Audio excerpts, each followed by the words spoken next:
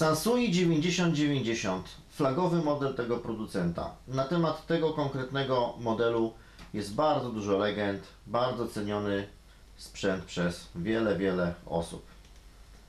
Sprzęt, jak widać, w bardzo ładnym stanie, jak zawsze zewnętrznym.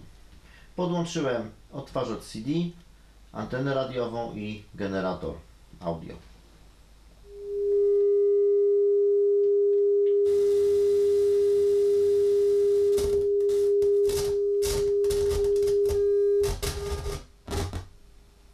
Praktycznie nie można ustawić nic.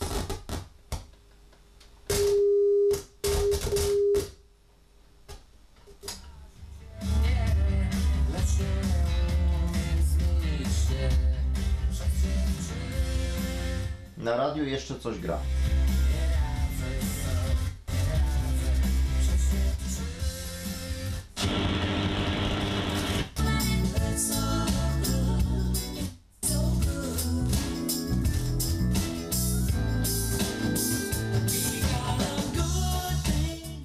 Najłatwiej wszelkiego typu wady, braku kontaktów przełączników jest zlokalizować dopiero po podłączeniu generatora audio.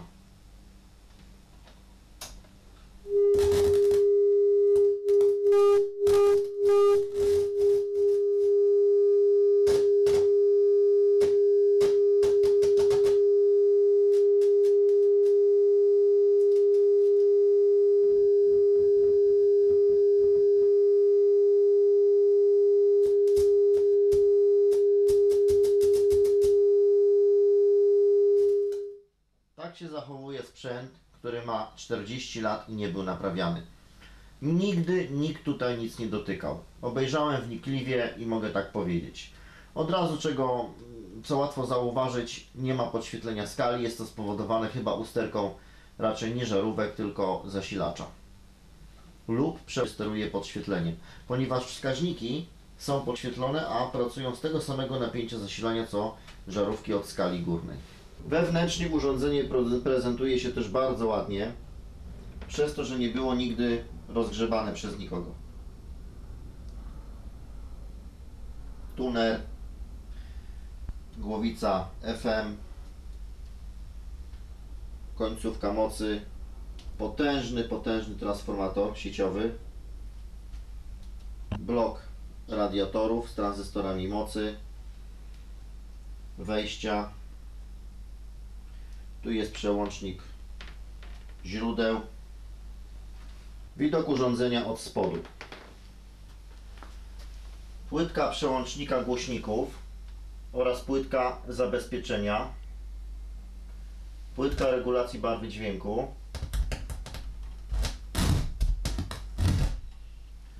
Płytka regulacji głośności i loudnessu.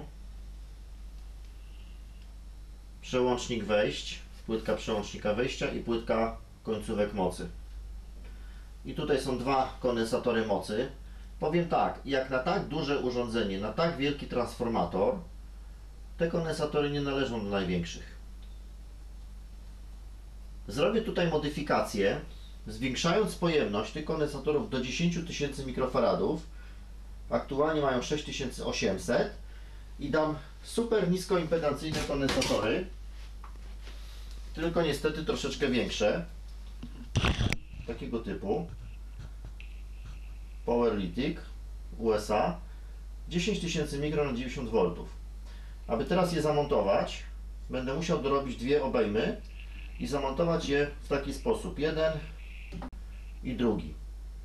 Zwiększy to rezerwę prądową i wydajność prądową zasilacza. Sprzęt częściowo rozmontowany. Wymontowałem kondensatory mocy. Tutaj jest płytka regulacji głośności, regulacja barwy dźwięku i tu jest płytka zabezpieczająca głośniki przed stałym napięciem i selektor głośników. Tu są kondensatory mocy, a takie mają być zamontowane. Niewielka różnica w pojemności, ale zdecydowana w ESR. Ten na pomiarach wykazał mi, że ma 8,5 mA, ten 14 milionów. Jest to kolosalna różnica w ilości prądu, którą taki kondensator może oddać w impulsie. Stąd decyzja jest, żeby zamontować trochę lepszej klasy kondensatory. Tak sobie życzy inwestor. Wymontowałem też te wskaźniki mocy, dlatego że żaróweczki w nich też muszę wymienić, ponieważ przy renowacji staram się wymienić cały komplet żarówek, żeby nie było później problemów. Natomiast te żarówki jest w sumie najtrudniej wymienić ze wszystkich, które znajdują się w tym amplitunerze. Ciekawość była silniejsza ode mnie. Musiałem zajrzeć do tranzystorów mocy. Zdjąłem radiator i okazuje się, że są piękne, oryginalne, nieruszane. Jeszcze jedna ciekawostka, która jest na korzyść tego konkretnego egzemplarza. W przypadku tych żaróweczek pierwszy raz spotkałem się, żeby w takim stanie były gumki mocujące. Mięciutkie, elastyczne i niewypalone, nie wykruszają się. Z reguły, jeżeli taki sprzęt bardzo wiele godzin przepracował, te gumki rozsypują się ze starości, od temperatury po prostu żarówek uległy zniszczeniu i wskaźniki są w tym miejscu zżółkłe. Po prostu ogólnie wszystko jest przegrzane. W tym egzemplarzu stan perfekcyjny jak nowy. Świadczy to o tym, że przepracował bardzo, bardzo mało godzin. Potencjometry i przełączniki wymontowane. Tutaj jest rozmontowany potencjometr regulacji barwy dźwięku. Nie będę Was już tutaj zanudzał, w jaki sposób rozkładam te wszystkie elementy, czyszczę i naprawiam. Widzieliście już te wszystkie czynności na moich innych filmach. Musiałem coś wymyśleć, aby zamontować duże kondensatory mocy. Znalazłem kawałek profilu aluminiowego, którego używam do oświetlenia LED. Powierciłem i przygotowałem tego typu wspornik. Dwa kondensatory umieszczone jeden obok drugiego w taki sposób, żeby tutaj połączyć je konektorami oczkowymi. Tutaj jest otworek, przez ten otworek przewody wejdą do płytki zasilacza. Mocowanie jest bardzo, bardzo mocne i stabilne.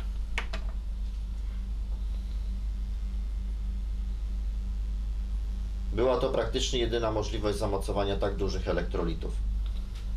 Część przełączników już zamontowałem. Tu jest nowy przekaźnik. Tutaj są jeszcze dwa przełączniki selektora źródła do zamontowania gotowe. Natomiast potencjometry jeszcze czekają do naprawy. Amplituner zmontowany. Trafił do mojego laboratorium w celu wykonania regulacji. Ustawiłem 0 DC, bias oraz zestroiłem tuner. W strojeniu tunera wykonałem takie czynności jak kalibracja skali, tak aby odczyt pokrywał się z częstotliwością odbieraną, ustawienie 0 detektora, następnie minimalnych zniekształceń harmonicznych oraz separacji kanałów. W tej chwili jest tutaj ustawione 107 MHz.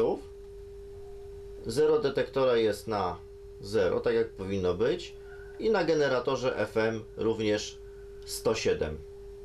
I wszystko jest idealne. Pokrywa się z tym, co jest ustawione na generatorze FM.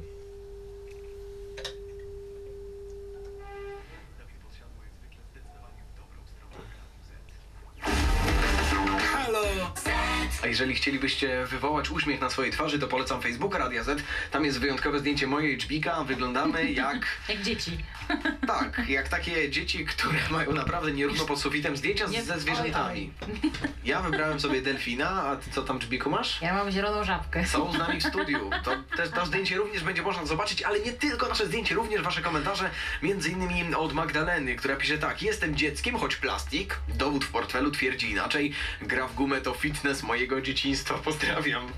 fitness z dzieciństwa, gra w gumę. Przyłączam się, trochę tego fitnessu było. Ja zaglądam do komentarza od Marty na Facebooku, która pisze tak: posłuchajcie, w zimie tato koleżanki ciągnął nas samochodem w taki sposób, że my z koleżanką... Amplituner gotowy, zestrojony i zmontowany.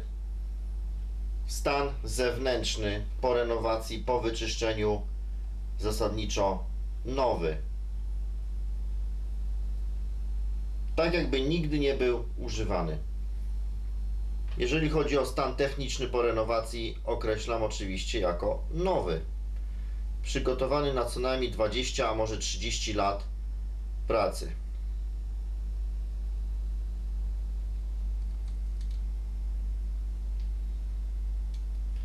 Ogólnie podsumowując, dużo elementów nie wymieniłem. Parę kondensatorów, przekaźnik. W sumie sprzęt jest bardzo mało wypracowany. Komplet żarówek. Najwięcej pracy poświęciłem na naprawę przełączników potencjometrów. Grała postępowanie. Nikt nie został zatrzymany ani nie usłyszał. Dodatkowo jeszcze wykonałem pewien taki upgrade, który jest w suplemencie do dokumentacji technicznej. Należy go wykonać w amplitunerach produkowanych do lipca 1976 roku. Ogólnie po tym okresie już były te zmiany wprowadzane przez fabrykę. Należy dołożyć tutaj rezystorki, dołożyć bezpieczniki, zmienić te bezpieczniki główne do zasilania i głośników na większe, przestawić jeszcze tam kilka miejsc, jeśli chodzi o zworki, rezystorki, zmienić jeszcze na płytce tutaj przełącznika głośników i zabezpieczeń 2 rezystory. No ogólnie parę takich drobnych niuansów, które mają wpływ na jedynie zabezpieczenie głośników. Nie mają wpływu praktycznie na normalne działanie odbiornika. Sprzęt w środku wygląda jak z fabryki. Czyściutki, elegancki, nówka sztuka. Na panelu tylnym też są widoczne zmiany. Są to zmiany wykonane przeze mnie, a w szczególności zastosowałem tutaj wysokiej klasy złącza głośnikowe WBT 0763. Żeby je zamontować, dorobiłem płytki z blachy aluminiowej 2 mm. Także te złącza są zamontowane bardzo stabilnie. Teraz będzie można podłączyć normalne przewody głośnikowe, a nie jakieś takie cieniusieńkie przewody. Tutaj maksymalnie chyba wchodzi 1,5 mm kwadratowego w te zaciski sprężynowe oryginalnie. Czyli teraz do wyboru jest system głośników A i C, ponieważ wykorzystałem miejsce od systemu B.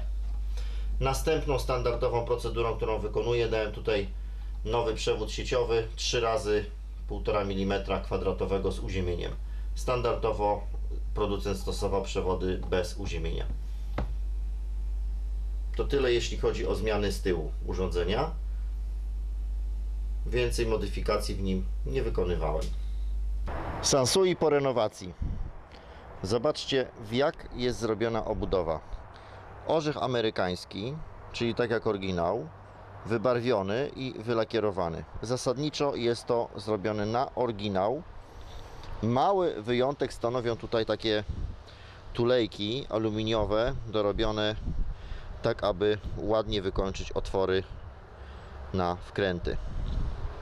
Z tyłu, tak jak już wspominałem, gniazda WBT, przewód sieciowy, do tego będzie zestaw głośniczków, jeszcze nie wiem który, ale myślę, że SP3000. Te, które tu widzicie, to jest SP1000 w perfekcyjnym stanie technicznym i zewnętrznym.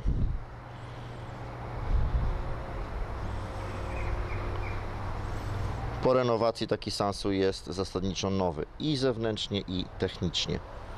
Warunek jest jeden, żeby w ten sposób to wszystko wyglądało. Front urządzenia, które mamy zamiar reanimować, musi być w idealnym stanie zewnętrznym, ponieważ jest jednak duży problem, żeby taki front szlifować, ponownie anodować i wykonać do niego nowy nadruk. Nie jest to niemożliwe, ale dość kosztowne i czasochłonne.